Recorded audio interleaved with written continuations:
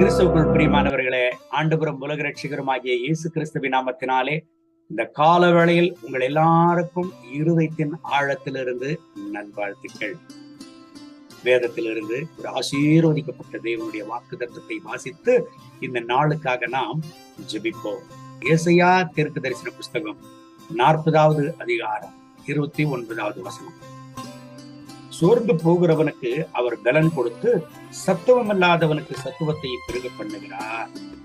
எனக்கு அன்பான கர்த்தருடைய பிள்ளைகளை, இந்த உலகத்துல கர்த்தருக்காக நாம் ஜீவிக்கிற பொழுது அநேக சவால்களை நாம் சந்திக்க நேரிடும்.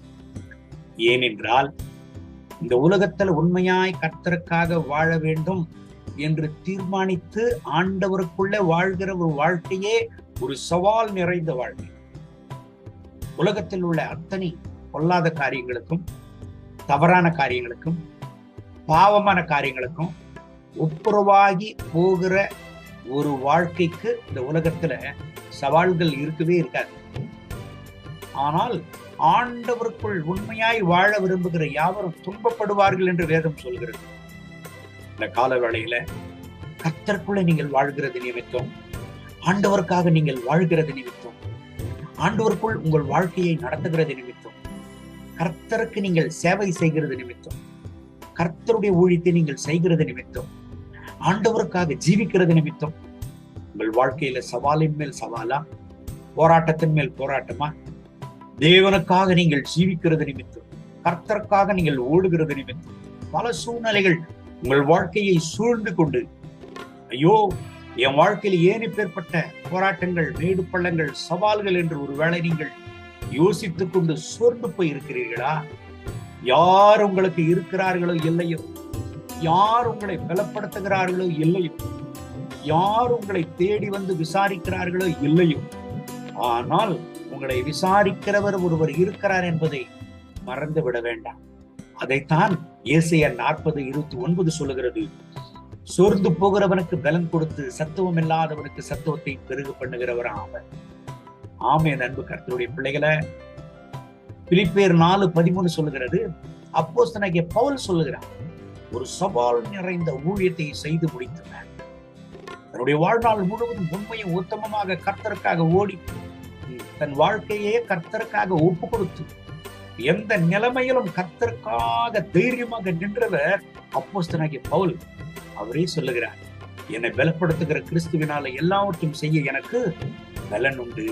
ஆம் என் அன்பு கர்த்தருடைய பிள்ளைகளே, பல நேரங்களில உன்னுடைய வாழ்க்கையில காணப்படுகிற போராட்டத்தை, உன் வாழ்க்கையில காணப்படுகிறதான மேடு பள்ளங்களை, உன்னுடைய வாழ்க்கையில காணப்படுகிற உபத்திரவங்களை அநேகர் இடத்துல நீ சொல்லுவாயானால் உன்னை கேலி பரியாசம் பண்ணுவார்கள். ஆனால் ஆண்டவருடைய திரு சமூகத்துல அவரையே நம்பி வாழ்கிற உன்னுடைய வாழ்க்கையை அறிகிறவர் அவர், ஆராய்கிறவர் அவர், உன் சூழ்நிலைகளை அறிந்திருக்கிறவர், உடைந்து போன உன்னுடைய உள்ளத்தை பார்க்கிறவர் அவர்.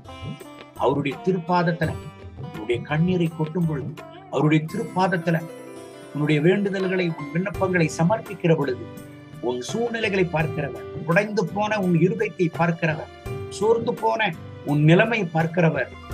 அவர் உன்னை கைவிடவே மாட்டார். சோர்ந்து போகிறவனுக்கு பலன் கொடுத்து சத்துவம் இல்லாதவனுக்கு சத்துவத்தை பெருக பண்ணுகிறவன். என் அன்பு தேவனுடைய பிள்ளைகளை, இந்த கால வேளையில சோர்ந்து போயிருக்கிறாயா? ஐயோ, ஏன் இந்த பலவீனம் எனக்கு, ஏன் இந்த போராட்டம் எனக்கு, இப்பேற்பட்ட சவால்களை சந்திக்கிறேன், எனக்கு யார் உதவி செய்வார் என்று ஏங்கிக் கொண்டிருக்கிறீர்களா? கவலைப்பட வேண்டாம்.